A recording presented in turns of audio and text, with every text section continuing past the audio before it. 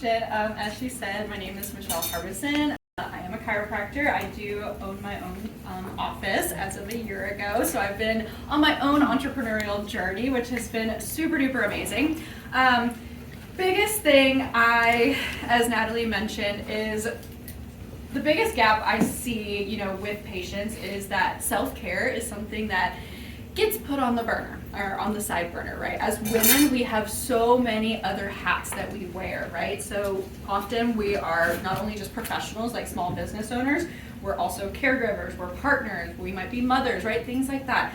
But what happens when we neglect the most important role, right? Taking care of ourselves. So that's why I'm here today, is I want to spend just a little bit of time today going over a few self-care tips that we can all take a little bit of something from and apply into our life. So what I did was, on that first form here, you'll see there are 6 different lines. And so I wanted to make this a little interactive because I truly think putting pen to paper things enter your mind a lot better. So I want you guys to write these things down as I go, so I will take my time, so we have plenty of time to write these things down. But what I want to start off with, so the first thing is I want to talk about scheduling self-care like an appointment. So that's number 1. So scheduling self-care like an appointment.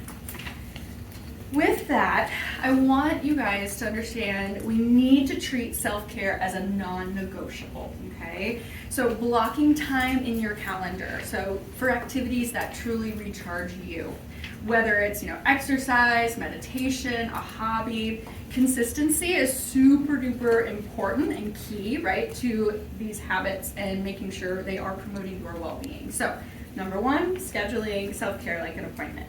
Number 2, moving regularly. So with that, movement, again, exercise, it doesn't have to be a super long gym session to feel accomplished.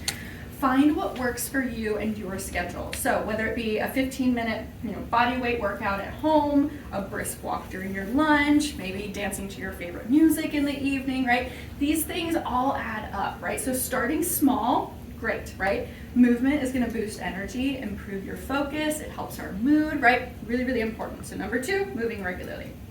Number 3, this is a big one, hydrating and nourishing your body, okay?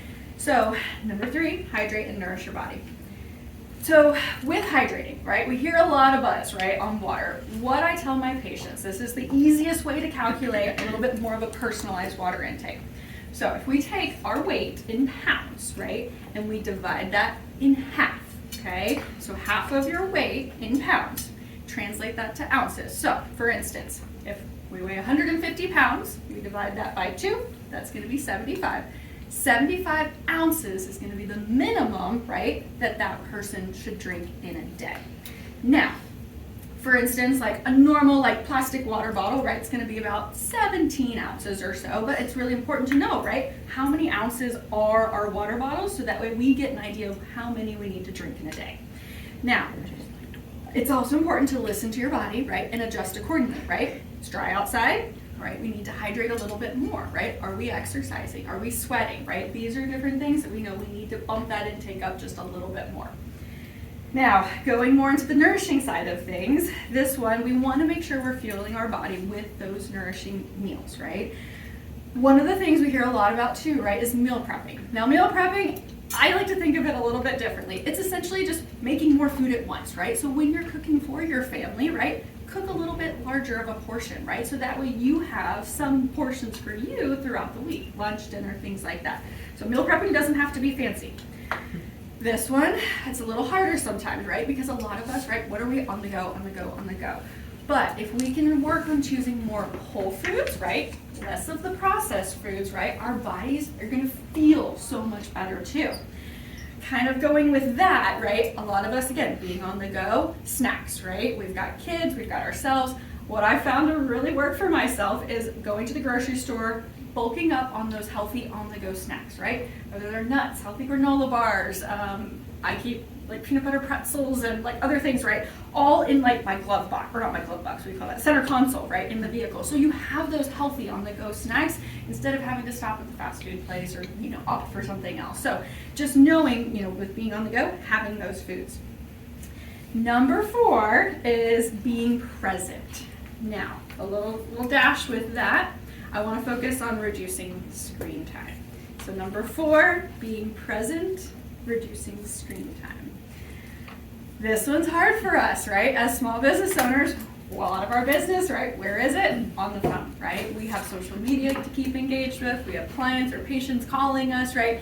It is hard to separate, right? Work from obviously our personal.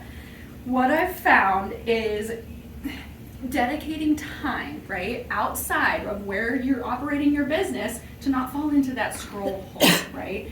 So replacing, right, those times where we might just get bored and start scrolling, looking at things at the end of the day, replacing it with offline activities, right? Like reading, right, journaling, playing a board game or doing a puzzle with your family, right? Things like that. So finding something else to be more present, right, with those around you at the end of the day. Because I think we can all understand this too, that less screen use, it translates to more efficient use of your time, which when we know we're being efficient, especially as women, it brings about such a sense of accomplishment. So kind of noticing reducing screen time with more of a sense of accomplishment. So that was number 4, being present. Number 5 is setting boundaries. So this one, oh man, I feel like all of these are kind of hard sometimes. So learning to say no to commitments that drain you. So this is setting boundaries. Yeah, that's hard. So protecting your time is crucial to maintaining balance. So communicating your limits clearly, prioritizing tasks that align with your goals and your values as well. So number 5 is setting boundaries. Number 6 is a really good one. So this is one that, Julia, you came to my mind because of our last meeting. This one is practicing gratitude and reflection. This is number 6. So this one, ending each day by reflecting on your accomplishments, both big and the small. One thing that I've found exceptionally helpful is purchasing a gratitude journal. And that can help you focus on the positives, again, get more of that sense of achievement and purpose. But what I personally do is I keep it in the door of my truck, and each morning when I get in there, I drive to where I'm going, I sit there, I grab my gratitude journal, put it on the center console, and every morning I write down one thing that I'm grateful for that day. So it helps set the tone. So figuring out what it is for you. Is it something at the end of the day you want to reflect? Is it something you want to start off the day with gratitude, right? Having different options there. So that was number 6, practicing gratitude and reflection. So those were my 6 self-care tips. Now, what I want to do, this is the fun part. So what we'll do is you will actually look right now at all 6 that you wrote down. And I want you to star at least one of them that you personally want to implement into your self-care routine. So I'll give you a moment for that. Just one. At least one. You gotta start with one.